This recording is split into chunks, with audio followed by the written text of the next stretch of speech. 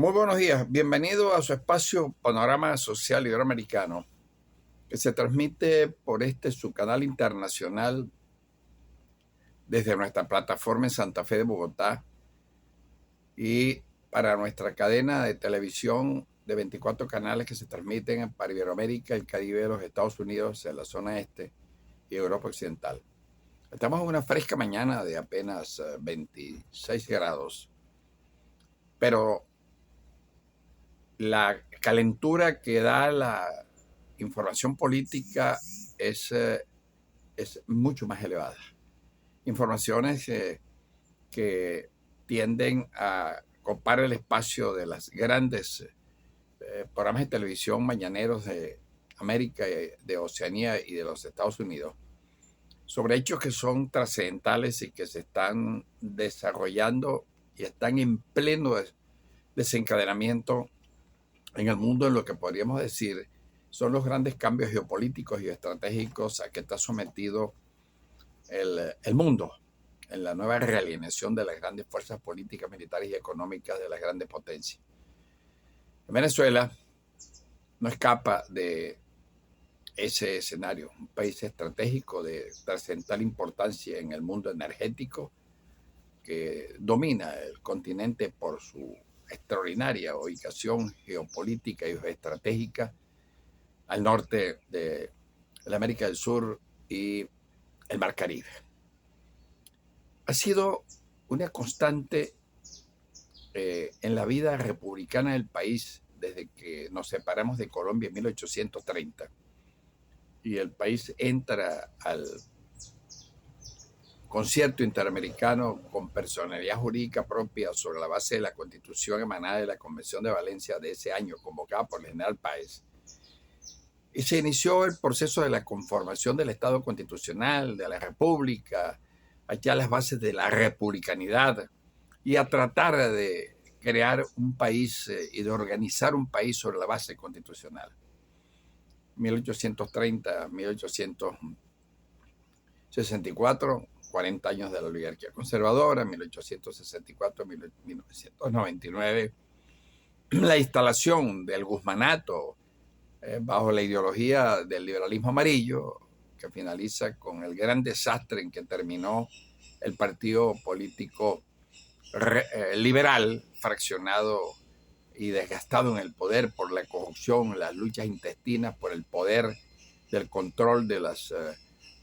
liderazgos regionales y la aparición de los andinos en ese escenario político que nunca habían participado ni desde la independencia ni de la guerra federal en los grandes acontecimientos de las 16 revoluciones que vivió el país entre 1830 y 1899. Con la aparición de los andinos se rompe un esquema. En 1898, el general Castro, al frente de 60 hombres, invade Venezuela y bajo el juramento de hasta el corazón de Venezuela, hasta el Capitolio Federal, en nombre de Dios, se instalan por 45 años. 5 dinastas andinos, todos generales, todos del Táchira, con un concepto distinto de la gobernabilidad, del Estado y de la familia. Duran 45 años en el poder hasta el derrocamiento del presidente Medina. Viene un tránsito de reajuste político 45-48. Aparece el gobierno progresista del presidente Pérez Jiménez, uno de los más grandes estadistas que ha tenido el país, con base filosófica de su gobierno bajo el nuevo ideal nacional que fue soportado en la filosofía del positivismo, muy bien plasmado en uno de los extraordinarios libros que nos dejó el polímata anzoatiguense, el doctor Laureano Vallenilla Alán, cuyo título lleva Disgregación e Integración y el gendarme necesario. Se instaura en 1958, por presión de los Estados Unidos, la famosa democracia de los partidos. Fueron 40 años en que Acción Democrática y Ecopay, soportados en el populismo, el clientelismo, el derroche, que al final terminaron teniendo unos ingresos de 475 mil millones de dólares, y en 1929 que un país devastado, control de cambios, control de precios, pulverizada la moneda, destruido el sistema bancario, en un país que se guiaba por una filosofía bastante interesante, ¿no? Dicha por uno de los dirigentes de ese partido, Gonzalo Barrios, que dijo que en Venezuela no había razones para no robar. O sea, que se cumple lo que dijo el doctor Urapete en una de sus famosas conferencias. Hemos fracasado como sociedad. Terrible, terrible. Ese axioma del doctor Uslar. Comienza en 1999 por el derrumbe, por donde se fue por el barranco de la historia aquella democracia de los partidos, dejando un país desmoralizado el Estado, las instituciones públicas, saqueado los fondos públicos, aparece la Revolución Bolivariana, que ya venía anunciándose a partir del golpe del 4 de febrero, del Caracazo, del golpe del 24 de noviembre, que está reflejado en una extraordinaria novela que se llama Por estas calles. Ahí está reflejada la gran crisis moral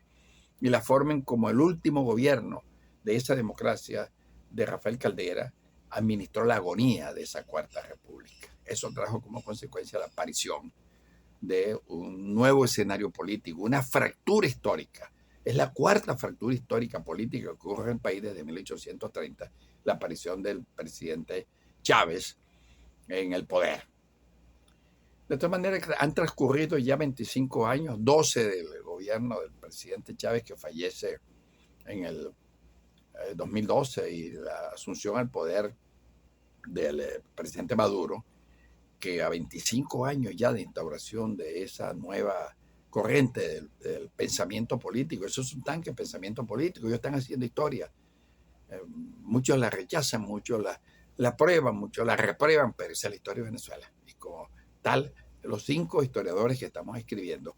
la historia, entre ellos yo, que publiqué recientemente este libro, que se llama Caudillos, Dictadores, Autócratas y Pretores de la Venezuela Republicana, donde yo narro las razones políticas, ideológicas, filosóficas, constitucionales, militares, que llevaron al presidente Chávez al poder en unas elecciones donde arrasó 58% del padrón electoral inscrito, porque el país votó contra el sistema político de la Cuarta República, del turné de 25 años de acción democrática en el poder y 15 COPEI, y los resultados fueron el engendrar ese cambio político que ocurrió en esas elecciones, afortunadamente, y no en violencia,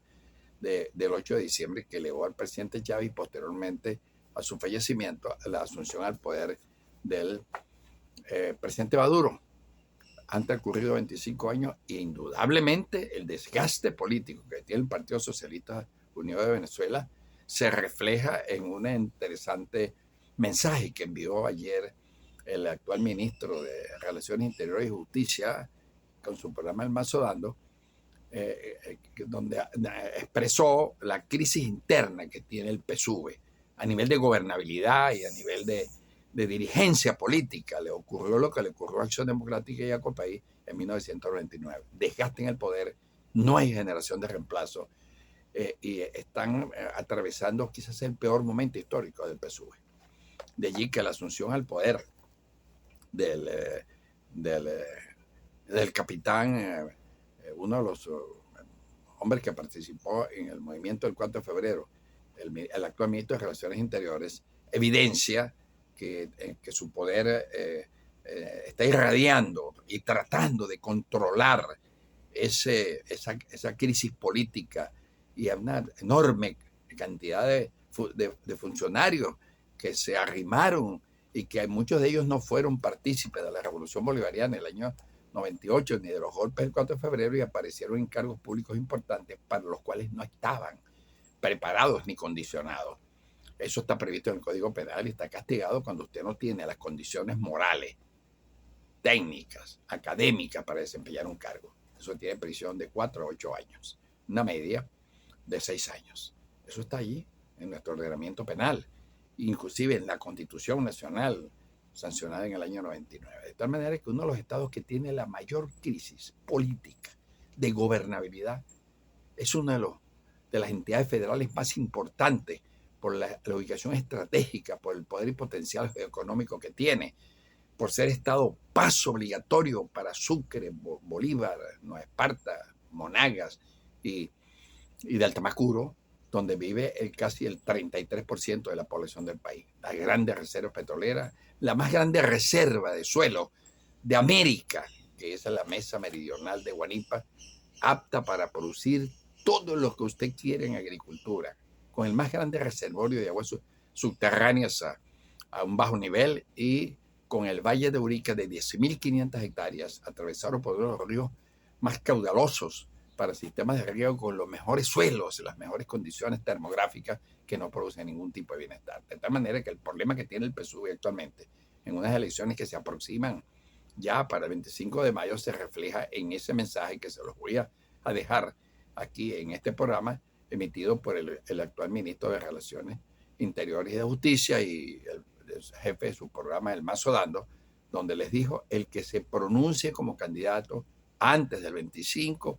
de mayo, le corto la cabeza. Y él sabe por qué lo dice, porque los niveles de liderazgo en Anzoátegui son terroríficos en todo el escenario político del Estado, en opositores y en el sector gubernamental, porque al llegar a los cargos se corrompe. Así se corrompió Acción Democrática, así se corrompió el Partido Liberal en 1898. Se fraccionó en X número de divisiones. Así le pasó a Páez, así le pasó al Libertador en la Gran Colombia en el año de 1830. De tal manera que hay que poner mucho cuidado y los que están al frente de las decisiones del PSUV en la escogencia de los candidatos tienen que tener mucho cuidado, porque de estas elecciones depende en gran medida la reconstitucionalidad y la reinstitucionalidad del partido luego de los resultados de las elecciones del 24, del 27 de julio, que fueron elecciones discutidas donde el PSUV se enteró de que el músculo electoral en estados fundamentales por sus condiciones excepcionales dentro del territorio nacional y de la organización federal del Estado, es el Estado Anzoátegui. De tal manera que la crisis más severa que tiene actualmente el partido de gobierno y la oposición, de todos sus líderes, que era una generación que se pensaba que iba a ser la generación de reemplazo político, se corrompió, no tiene moral política, no se puede presentar a opcionar por ningún cargo porque tienen mucha tela que cortar, porque se embarraron en la corrupción del dinero petrolero. Desde nuestra plataforma en Santa Fe de Bogotá les habló Eduardo Guzmán Pérez para 24 horas Noticias Televisión, en un programa especial dirigido fundamentalmente al gobierno del presidente Maduro y al jefe del Partido Unido de la Revolución, el teniente Diosdado Cabello, actual ministro de Relaciones Interiores.